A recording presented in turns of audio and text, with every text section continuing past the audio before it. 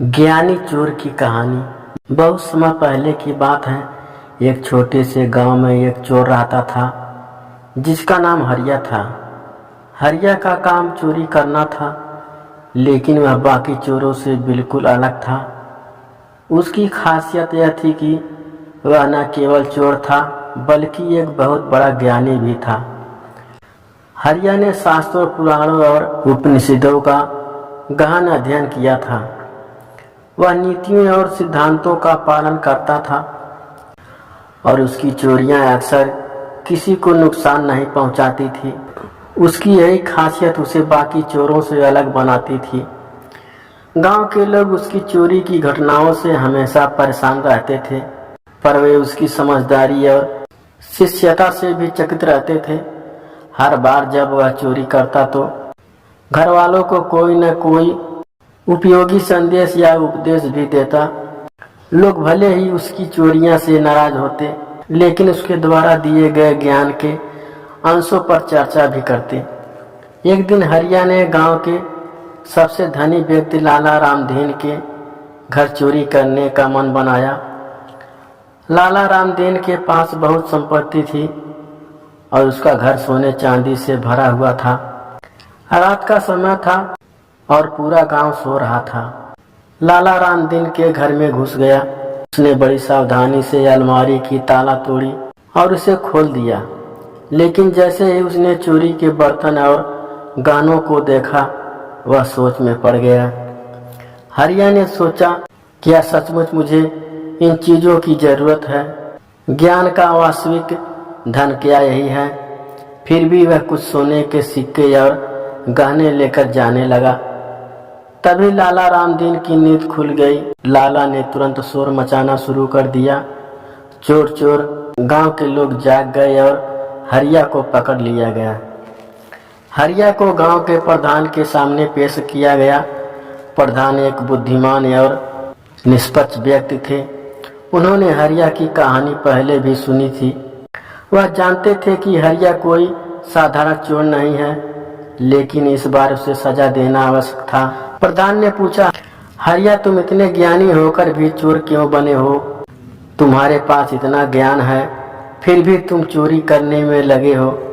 हरिया ने मुस्कुराते हुए कहा, मुझे ज्ञान प्राप्त है, लेकिन क्या ज्ञान का उपयोग करना ही पर्याप्त है? जब तक समाज मुझे मौका नहीं देगा, मैं अपनी आजीविका कैसे चलाऊंगा? मैं चोरी करता हूं पर किसी का आहित नहीं करता। मैं सिर्फ उतना ही लेता हूं जितना मुझे जरूरत है और बदले में कुछ लोगों को ज्ञान दे जाता हूं। प्रधान ने गहरी सांस लेते हुए कहा, लेकिन हरिया, चोरी करना गलत है। चाहे तुम कितने भी ज्ञानी क्यों ना हो, समाज के नियम और कानूनों का पालन करना सभी का कर्तव्य है। तुम्हारा ज्ञान तभी सार्थक होगा जब तुम सही मार्ग पर चलोगे। हरिया ने सिर झुका लिया। आप सही कह रहे हैं प्रधान जी, लेकिन क्या आप इस समाज में मेरे लिए कोई ऐसा काम सुझा सकते हैं जहां मेरा ज्ञान और मेरी बुद्धि का सही उपयोग हो सके? प्रधान को हरिया की बातों में सच्चाई दिखी। उन्होंने सोचा कि हरिया जैसे व्यक्ति को सजा देकर डरने के बजाय उसकी बुद्धि का उपयोग समाज के हित में किया जा सकता है। प्रधान ने गांव के सभी लोगों को बुलाया और हरिया की बातों को सभी के सामने रखा। गांव वालों में से एक वृद्ध ने कहा, हरिया में ज्ञान है, लेकिन उसे सही दिशा नहीं मिल पाई। अगर उसे गांव के बच्चों को पढ़ाई की जिम्मेदारी दी जाए तो उसका ज्ञान बच्चों के भविष्य को संवार सकता है। प्रधान ने इस प्रस्ताव को स्वीकार किया और हरिया को गांव के पाठशाला में शिक्षक के रूप में नियुक्त कर दिया। हरिया ने इस प्रस्ताव को शर्त स्वीकार किया, लेकिन उसने एक शर्त रखी, मैं बच्चों को सिर्फ शिक्षा नहीं दूंगा, बल्कि उन्हें नैतिकता, ईमानदारी और जीवन के सही मूल्यों के बारे में भी बताऊंगा। गांव के लोग उस बात पर सहमत हो गए। हरिया जब गांव का शिक्षक बन गया, उसने बच्चों को न केवल लिखना पढ़ना सिखाया, बल्कि उन्हें जीवन के विभिन्न पहलुओं से परिचित कराया। वह बच्चों को कहानियां के माध्यम से जीवन के महत्वपूर्ण पाठ सिखाता था। उसकी कहानियाँ हमेशा नैतिकता, सत्य और ईमानदारी पर आधारित होती थी। धीरे धीरे गांव के लोग भी उसकी बातों में प्रभावित होने लगे। हरिया ने गांव के युवकों को मेहनत और ईमानदारी के महत्व को समझाया। उसने उसे बताया कि सफलता के लिए सही मार्ग का चुनाव कितना आवश्यक है। उसके उपदेश से गांव का माहौल बदलने लगा। चोरी, धोखा, कपट जैसी बुरी आदतों गांव में समाप्त हो गई। हरिया ने अपने अनुभवों के माध्यम से यह समझाया कि केवल ज्ञान होना ही पर्याप्त नहीं है, बल्कि उस ज्ञान का सही समय और स्थान पर उपयोग करना ही सबसे महत्वपूर्ण है।